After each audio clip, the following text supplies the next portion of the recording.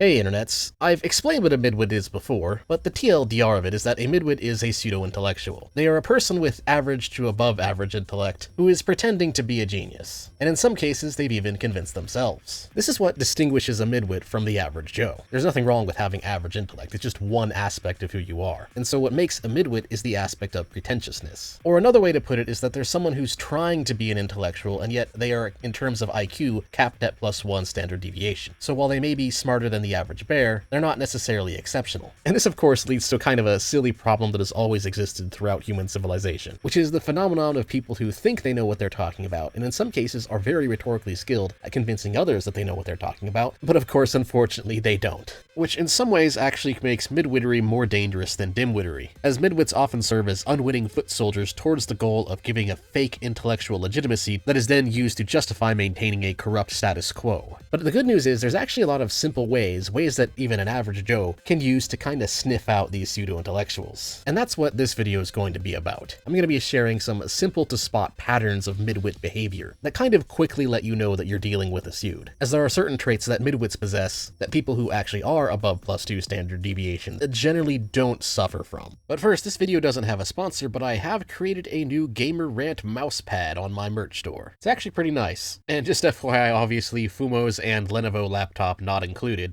I just took this to give you a better idea of how much space it takes up. So yeah, if you want to support me or if you just want some cool stuff, you can check my merch store out. A link will be in the cards and the description below. So anyways, the first of these is that midwits try too hard to adapt the intellectual aesthetic. One of the most absolutely hilarious midwit memes out there is actually this one, where both the pleb and the genius just kind of dress in whatever they find comfortable, while the midwit tries really hard to kind of adapt the stereotypical nerd geek aesthetic. So in other words, they're just kind of putting on a show, really. And this is because midwits, in an attempt to be an intellectual, they always adopt the optics of the intellectual. They try to fit the stereotypical mold of what society tends to assume an intellectual looks like. And this goes far beyond just how they dress. You'll notice this pattern in just about everything. For example, one of the quickest ways to see that you're probably dealing with a midwit, not all the time, but a really good indicator, if you're say watching a streamer or debate bro, and their background is a shelf of books. Because again, they're trying to adopt the aesthetic. They want to show others, oh, look at these books I've read. So within the mindset of the midwit is actually kind of an element of narcissism, and so they have this desperate need to adopt the stereotypical intellectual image, when in reality those of us who actually are above +2 standard deviations generally don't care about this at all. Like for example Aaron Clary here, who has a tested IQ somewhere around +3 standard deviations, I forget the exact number, it doesn't really matter. The point is, you can see that he doesn't care. He's got freaking Snoopy and Cowboy Bebop in the background. He doesn't need to show some kind of useless sociology degree or whatever behind him, or some massive stack of books that are just, you know, inconspicuously placed so that the camera picks them all up. And this isn't always the case. I occasionally see actual intelligent people do this, but it's mostly the midwits who do this, because it doesn't really matter. The people who do that are just adopting an aesthetic. So whenever you come across someone where it seems like they're just almost trying too hard to convince you that they're smart, well, the reality is they're probably not. Which brings me to the next midwit behavioral pattern, which is somewhat related to this, which is that midwits tend to fall for the framing effect a lot. Almost as if they spend a longer time thinking about their rhetoric than about whether or not what they say and what they believe is actually true. And this flawed way of thinking about the world often leads the midwit to make some pretty seriously silly arguments every now and then, which is where they will pretentiously claim or act as if they're above an argument based on superficial features of that argument, and then act like that's the same as refuting it. So for example, one kind of silly attempted refutation that I get of some of my own videos from Reddit midwits is the whole "he uses memes" argument, where one of my videos will get posted by someone else and someone will say,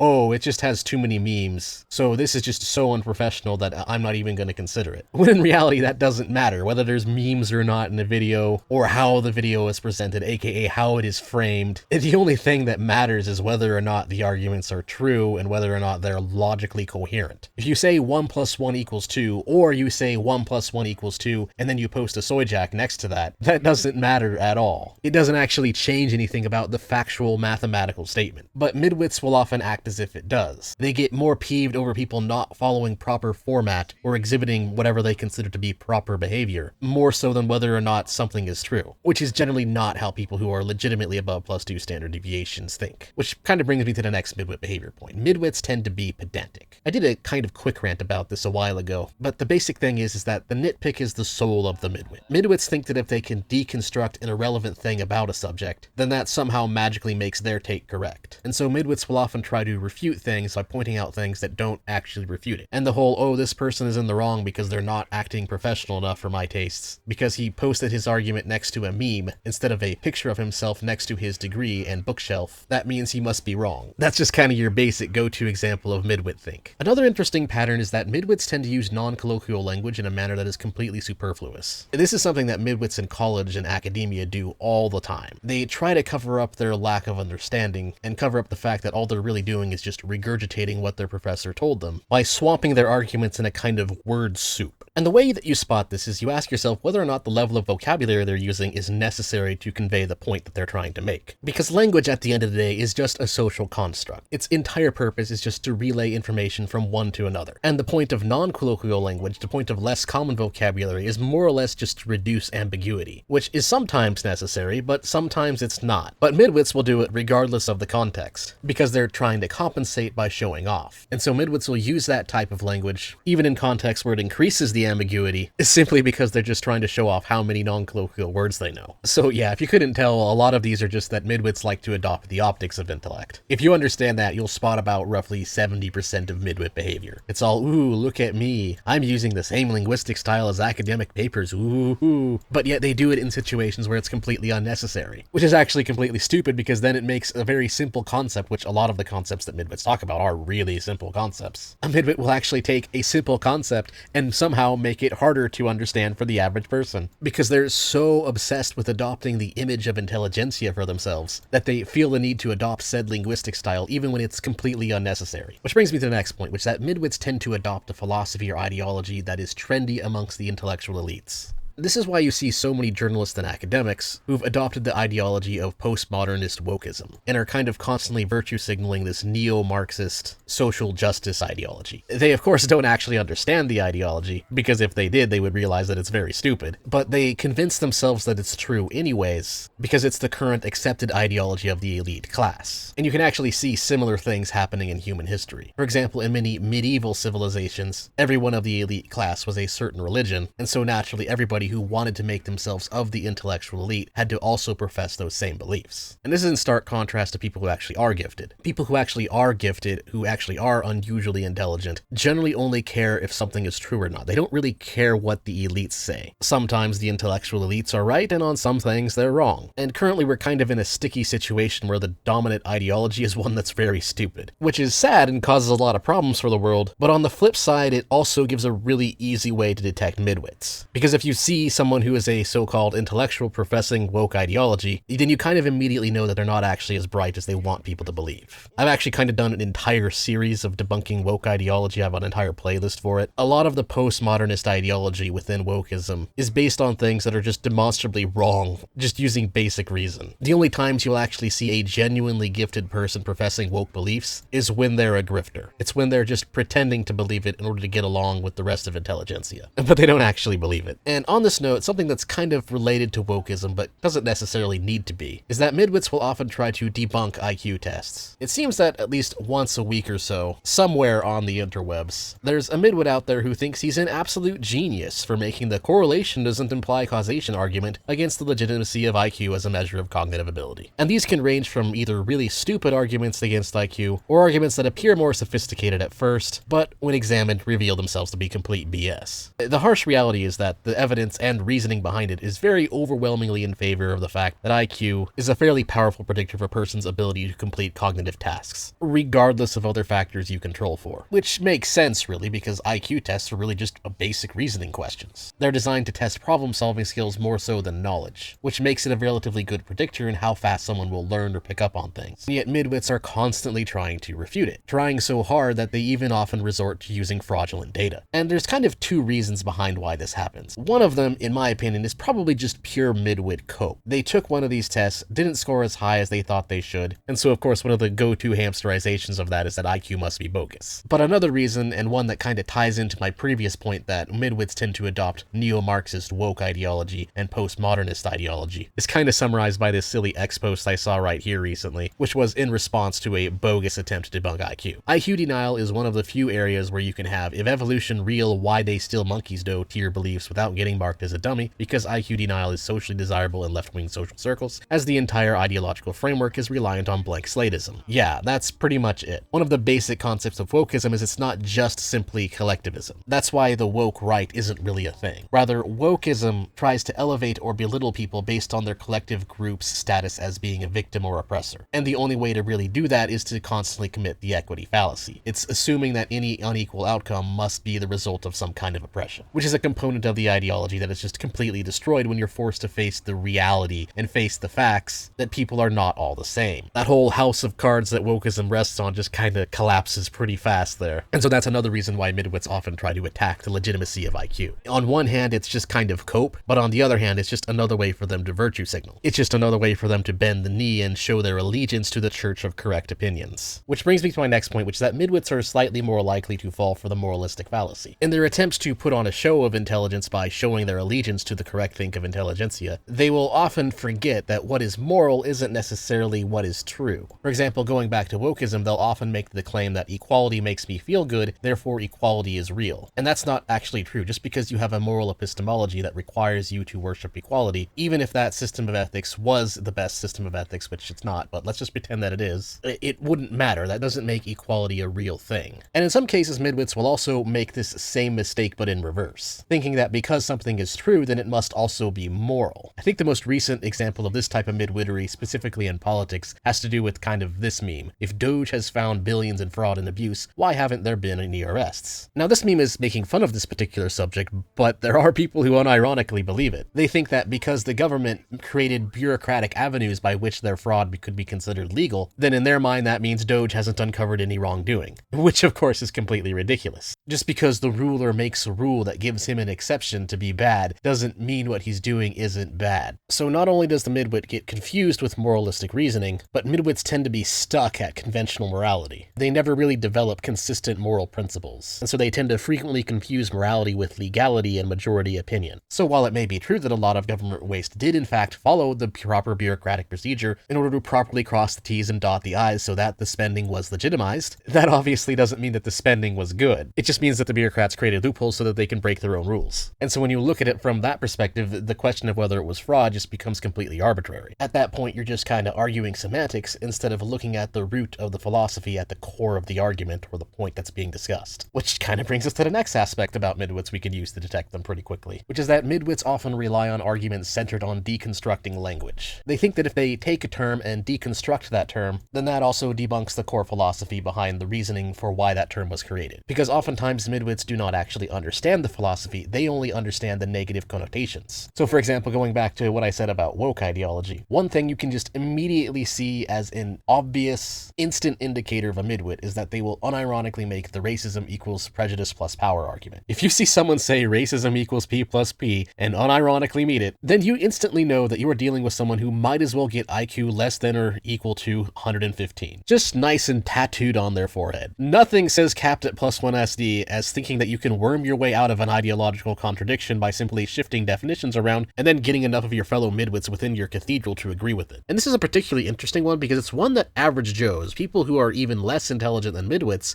tend to know is a little bit wrong. So it's kind of one of the most iconic midwit memes out there. Everybody understands it's wrong except for midwits. It's an absolute classic. Now, the difference though is that oftentimes the pleb simply realizes from a point of intuition that they are being gaslit, but doesn't really understand how. And the answer is because a lot of times midwits, their main problem is that they're smart enough to understand and regurgitate philosophy, but they're kind of capped at conventional morality instead of universal principles. And because of this, they don't really understand how philosophy is constructed in the first place. And the entire point of the racism lay bad idea really just came out of how the world viewed things post-World War II, and saw the horrors caused by ethno-collective guilt. And so that very quickly became the dominant thought because of the atrocities it was associated with. However, eventually people started making a pretty grave mistake, which is that DEI became a dominant part of the ideology as an attempt to fix lay racism. Problem is that DEI and equity are also based on ethno-collective guilt. But because postmodernist wokery has kind of always been a midwit tier philosophy, they never actually dealt with that logical contradiction as the philosophy was being constructed. And so now the eternal midwits think that they can fix that contradiction post hoc somehow by arguing semantics. Or in the case of racism equals P plus P, trying to create an exception to the rule that allows you to say that ethno-collective guilt is a good thing so long as it creates equality. But this doesn't actually work because you're still dealing with the contradictions of collective guilt. And so don't really realize that all they're really doing is just punishing another innocent person instead of actually understanding how to fix the problem, which would be to reject collective guilt on principle. And it's kind of sad, really, because it's such a simple solution. It's right in front of their faces, but because they've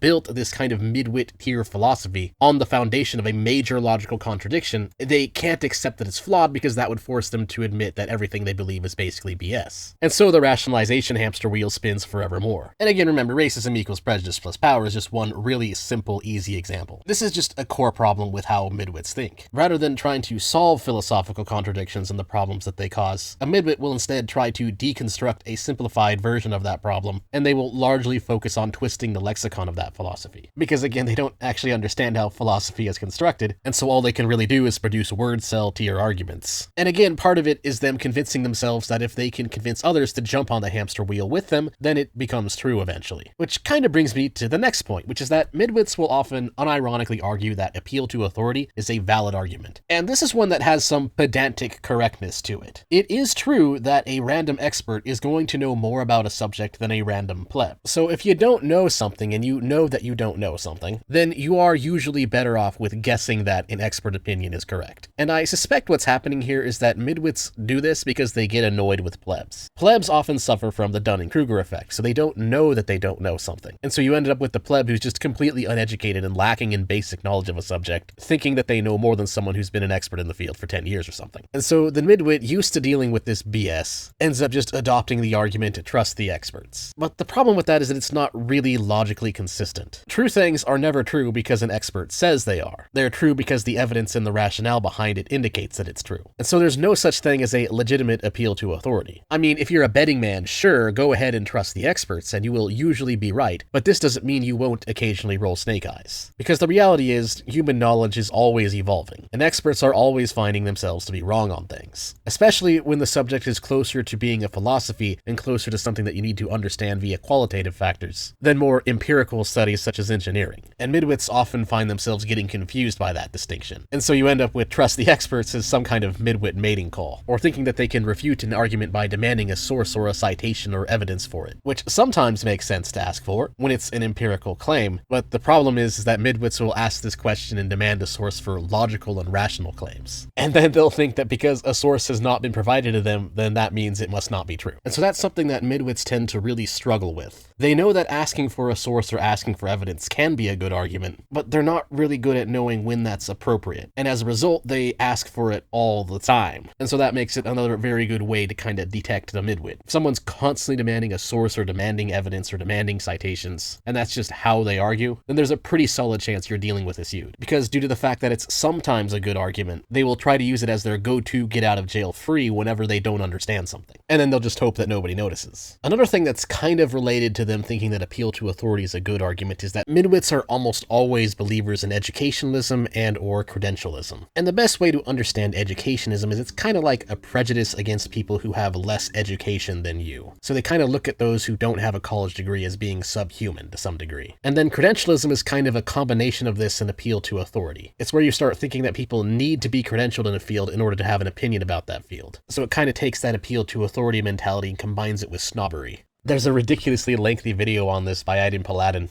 It's actually kind of fascinating, and it's actually far worse than just basic class elitism. And of course, it's mostly based on a person's academic credentials. Now, of course, the problem here, and the reason why education is a pretty good sign that you're dealing with a midwit, is that people who actually are unusually intelligent, people who actually do have gifted IQ, when you reach a certain level, everyone's an autodidact. Past a certain IQ threshold, a person's credentials actually doesn't really tell you a whole lot about everything that that person may know. It is extremely common for exceptionally high IQ individuals to dabble in multiple fields that go completely outside of whatever they studied in college. In fact, one way you know you're not talking to a midwit and you're talking to someone who is legitimately high IQ is that there's an almost universal hatred for the modern education system. Education in modern society is mostly geared towards rewarding obedience and conscientiousness, far more so than actual cognitive ability. This is why school mostly tries to force everybody to go at the same speed, instead choosing more to reward formalism and procedure. And that's actually not how highly intelligent people think. Extremely high IQ is actually associated associated with low conscientiousness. And so people who actually are above +2 standard deviations just kind of give the Parisian model of education we follow the giant middle finger. And while it's true that getting good grades and getting an education and getting that degree, it's all associated with higher IQ. There's pretty noticeable correlation there with an actual causal link. That doesn't necessarily mean that that achievement means intelligent. The truth is, just about any average Joe can get good grades. You just have to be willing to bark when the teacher tells you to bark. It's just easier at higher IQ because you're kind of guaranteed an A on every test. And so when you run into someone who sincerely believes that academic achievement is the ultimate yardstick by which someone may be judged, that's a pretty good midwit indicator. Because any truly gifted individual is gonna notice the major flaws with the education system. You're gonna know that there's a lot more to it than that. Cognitive ability is a lot more complicated than that. And on the flip side, somewhat related to this, is that midwits tend to be conscientious. They're more likely to want to do what society wants them to do in terms of being moral and good. And a lot of times midwits don't realize that actual high IQ people don't think that way. Actual gifted individuals more or less care only about what is true and correct, rather than trying to fit in with society's expectations. Midwits, on the other hand, are much more likely to kind of engage in mental gymnastics to try and convince themselves that what is morally considered to be the right thing to do by the bulk majority of society is also true somehow. Because a highly conscientious individual kind of struggles with that line. It's kind of like how I mentioned earlier, the midwit struggles with the moralistic fallacy. They will always engage in this kind of motivated reasoning to try and convince themselves that what they view as moral based on what society has impugned upon them as moral must always be true. Which again further explains why so many midwits are also wokedoids. Modern liberal society says that equality is good, and so the midwit takes that and tries to find reasons for why equality must be good, therefore equality must be real. Which is not actually a very logically coherent way of thinking. People who actually are gifted and are unusually intelligent, they don't think this way at all. Past a certain threshold, the moralistic fallacy just doesn't exist. Whereas the midwit, on the other hand, tends to fall more in line with the teacher's pet archetype. You know, that kid in high school who never got into trouble and was always getting praised by the teachers and was always doing every work that was asked of them and is just a little goody two-shoes. And so what happens is that kid gets tons and tons of praise and they start assuming that they're a genius. They don't realize that the way they behave is not actually how highly intelligent people behave or think at all. And that's kind of how the midwit ends up developing this inflated ego in terms of intellect that they don't actually possess. They think that getting approval from their superiors counts as some kind of scholarly intellectual accomplishment. But if you think about it, you realize it's really not. Approval isn't really the same thing as accomplishment, for the same reason that credentialism and educationalism isn't exactly true. When in reality, accomplishment is more or less what you do with your education. When you take what you know and you use it to go create something, that's more of an accomplishment. Whereas getting a round of applause and getting blue ribbons and getting a degree handed to you and all that, it's all really just pomp and circumstance. It's more or less a celebration, more or less a ritual. But you haven't actually really created anything yet. It's just you've convinced people that you're going to create something. You've convinced people that you're capable of doing it. And midwits often have trouble with that distinction. They think that being that good little obedient 4.0 student is the accomplishment in itself. But it's really not. It's completely irrelevant. In the grand scheme of things, the pomp and circumstance is just a celebration. It's really just supposed to be a pat on the back as you go to make actual real accomplishments. But because midwits are so much higher in conscientiousness and so much more knee-deep in that teacher's pet mentality, that this kind of confuses them. And from this, you can kind of start to understand the whole mentality of the midwit. We can start to realize why they are educationalists, why they rely so much on appeals to authority, why they're such rabid credentialists, and why they always adopt the dominant ideology of whatever crap the cathedral is preaching. Because the midwit, again, often being above average in intellect, they're just trying to follow what society tells them to follow. They're just trying to fit into the mold that they think society has created for them as a so-called intellectual. But anyway, enough about how midwits try really hard to fit within academia. I'd like to wrap this up by going over a few more easier to spot, more fun examples of just the eternal midwit think, just kind of as a reward for those of you who've watched the video up to this point. So another fun one is that midwits are often rabid anti-theists, especially the Reddit midwits. And the reason this happens is because midwits tend to kind of throw the baby out with the bathwater when it comes to theology. While midwits are pedantically correct that dogma is generally stupid, and this does create a slightly different midwit meme because it's not so much that high IQ people and plebs are both religious. That's actually not really how it works. This midwit meme is more like plebs and average Joes are religious, whereas midwits tend to be more rabid anti-theists. And then at high IQ, it's not so much that you become religious again, it's just that you start questioning materialism. So they start delving into more esoteric spiritual knowledge. So it's more like a curiosity of the unseen realm, more so than being religious. So you see trends towards agnosticism and deism and other paths, but those paths aren't necessarily more religious. But Another big one is just kind of understanding that a lot of religious values are based on low time preference values. In many ways, the surviving religions survive because of natural selection. If a society had a religion that preached values that were more towards creating a sustainable society, then of course the logical conclusions of that are just that that religion would be more likely to be passed down to the next generation, and so on and so forth. And what midwits do is they kind of miss that point. They just see the dogma and then incorrectly associate that with all of spirituality. And so they naturally incorrectly conclude that, oh, if everybody just stopped following religion, then world peace would be achieved. And the reality is, no, that's not actually true. A lot of people actually very much need religion. And it's actually kind of extra funny because wokeism is really just a secular religion. And so a lot of woketoids are looking down at religious dogma when they've just adopted a secular form of dogma in its place. And so when you see that kind of crap, then you almost certainly know you're dealing with a midwit. Being a member of the Atheism Plus movement is almost as big of a might as well get IQ 115, less than or equal to tattooed on your forehead, as believing that racism equals P plus P. It's not quite as big of a dead giveaway there, but it's pretty darn close. Another interesting phenomenon is that midwits kind of tend to overvalue rhetoric. This is why so many midwits are kind of streamer react bros in terms of content creation. They think that if they can give a somewhat good sounding take reacting to something on the spot, then that means they've formulated a good argument. And this is another thing that's pedantically correct. It's true that a good argument doesn't necessarily have to be a true argument, because the point of an argument is to convince people, and if you come up with an argument that is wrong but is very good at convincing people, then technically it's kind of a good argument. The problem is it has nothing to do with truth. A truly good, the best argument are the arguments that lead people to believing things that are true. Whereas midwits actually seem to confuse this and think that it's literally a more correct argument. They seem to sincerely believe that on-the-spot react slopping increases the authenticity of what they're saying. And I think this one actually just kind of goes back to them confusing approval and accomplishment. They drastically overvalue the cheering crowd, and so they confuse that reaction as if it's some kind of indicator of truth. When in reality, again, they're just trying to compensate really hard for the intellect they lack with optics and a disingenuous, subversive argumentation style. When the truth is that that kind of content is actually much easier to create. It's much, much easier to create hours upon hours of slop than it does to, say, create one 20-minute video that's actually well thought out content. Which then kind of brings me to another indicator of midwittery it's not always the case, but sometimes this happens, is that midwits often try to make their arguments refutation-proof by making them exceedingly long. And this can range from 10-paragraph essays on Reddit to 3-hour-long videos that are riddled with errors. And then the midwit will act as if because their entire argument has not been meticulously responded to, then the refutation doesn't count. Which isn't true at all. All you have to do is, again, just refute the central point. I have seen dozens of midwit takes that are just excessively long, where the entire thing just kind of collapses when you point out one single very big error. And that's the kind of thinking that really epitomizes the midwit mentality in a nutshell. At the end of the day, they're just putting on a show. They're trying really hard to fit that bill of being an intellectual, and so they do everything that they can to dance to that tune. And so the essence of the midwit is really just the essence of the eternal prestige seeker. They're always looking for their next pat on the head and pat on the back. Because again, to them, this approval is accomplishment. This is why the midwit often finds themselves as the man who agrees with the establishment while agreeing with everything the establishment says.